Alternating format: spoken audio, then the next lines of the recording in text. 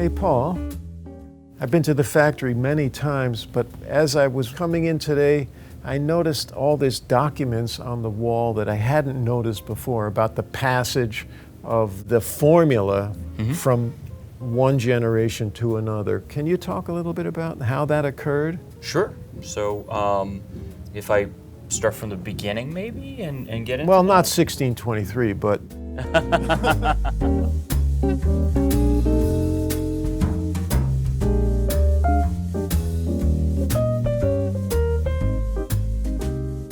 Whoever is the head of the Zildjian foundry, as that person ages and decides that they might not want to run the business anymore, it would get passed on to the next eldest male member of the family at the time. But that letter from Turkey... Before this letter showed up to Avidus Zildjian III, he was in America. He had immigrated in the early part of the 20th century. Avidus was a candy maker, and he was very, very successful. He had a lot of people working for him. In 1927, he received a letter from his uncle Aram, and Aram was running the foundry over in Turkey, and the letter said, "I'm getting older, I have no children. Avidus, you're the next eldest male member of the family. It is your kind of birthright or responsibility to now come back and take over the company." Armin was about 8 years old. And I said, "Geez, your dad got this letter, and what was his reaction?" And Armin said, "Yeah, he got this letter." He goes, "What am I supposed to do with this? I'm successful here.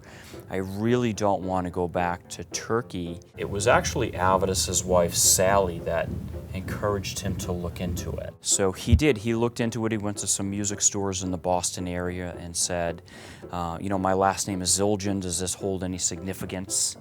And they all told him the same thing: if you want the best cymbals in the world, you play Zildjians, you buy Zildjians. So he wrote back to his uncle and said, "If you're willing to come to the U.S., there seems like a good market here for cymbals. We can set up a factory here." And the uncle agreed, and they bought a taxi garage full of these old taxi cabs, and they pushed the taxi cabs out and they set it up like the foundry in Turkey. And Aram came over, I believe it was around 1928. And yeah, they made cymbals there for a long time.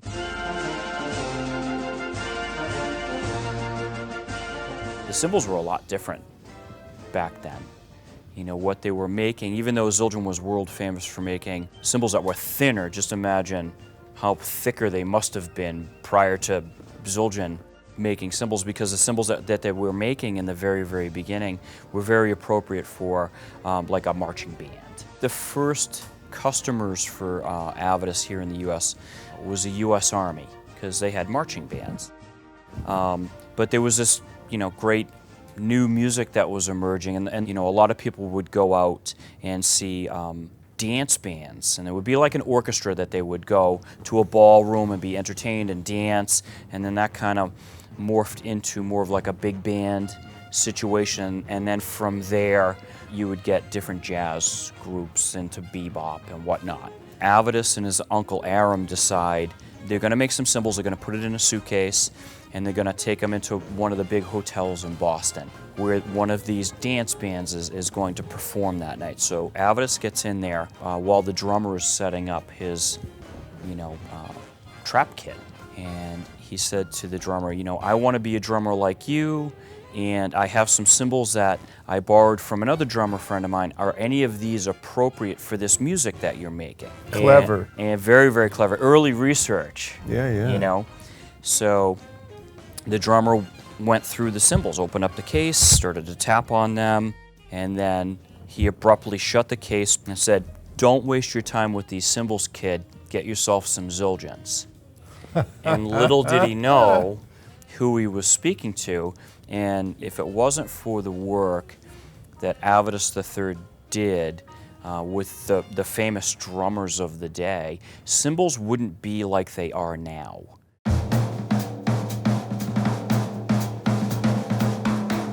Zildjian was world famous, and they're great craftsmen.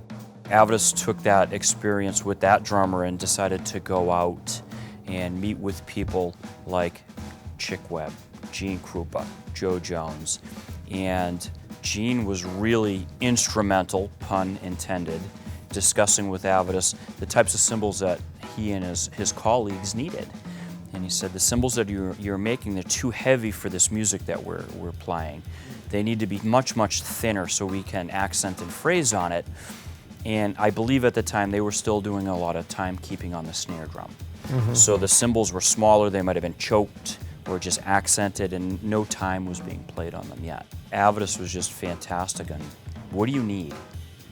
I will make it, because he wanted to make it a very, very viable, successful company that would sustain itself on a daily basis.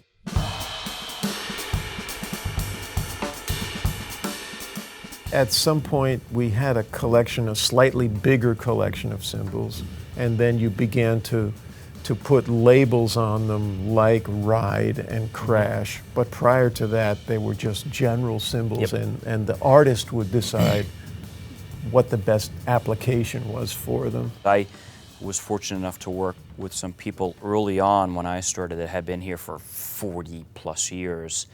And you know, when they would be rolling out the metal, they would the batch sheets, or what we call an oven sheet, would just say paper thin. And then if an order came in from the store saying, you know, we want, you know, a paper thin 16, or, you know, XYZ medium or something, the cymbal testers would go to the appropriate row and find it. You know, so everything was really hand selected per the store's order. And then as time went on, stuff started to line up a little bit more, and they would stamp it ride and crash, like you would say. And it wasn't until the late 70s, I believe, that they started manufacturing, saying we're going to make a medium ride. This whole batch is going to be a medium ride, and this is going to be a medium crash or a thin crash, and that's what they would get out of it. And were they starting with the same size piece of material of that Zildjian alloy? Yep. Yeah, the casting would be the same size. And it's still that way? Yep. Or is there a casting for a 22 that's different from a casting for a 14? Well, the casting weight will be different. So if you're going to make a 22, you have to have a heavier casting because you're making a bigger circle. So a 14 would be somewhere in the neighborhood of 4 or 5 pounds. A 22-inch ride cymbal could be in the neighborhood of 10 or 11 pounds. And that's just so when you're rolling it out, you get a big enough circle to work with when you're all done. All of the professional cymbals that we make now all start from this really fantastic bronze that was discovered in 1618.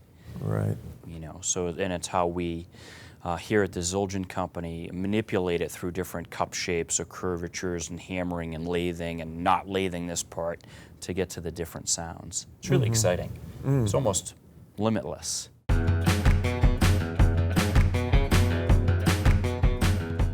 I like to share with people when I'm giving a tour of the factory that it's Zildjian's job to make sure that you're getting what you expect when you buy a Zildjian cymbal. So if you go in looking for an A custom, it's our job to make sure that the A custom that you're looking for meets your needs and your expectations, or a K Constantinople. So the processes and techniques that we put together to get to that sound is going to give that to you, so you can express yourself.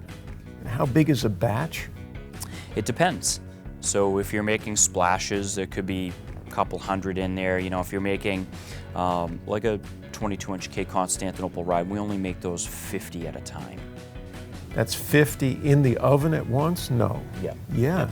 Yep. The oven is that big? Yep.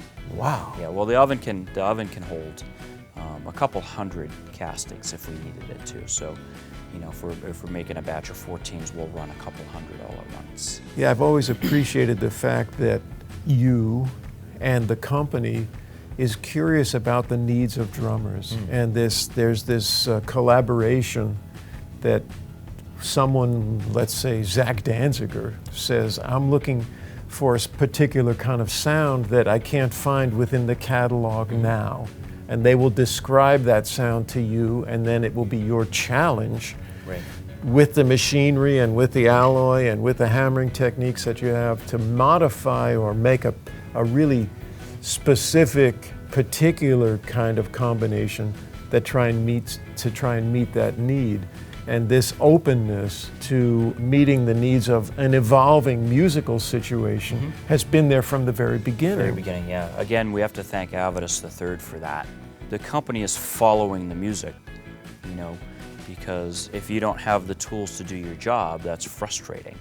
It's like a carpenter without the right hammer, let's say.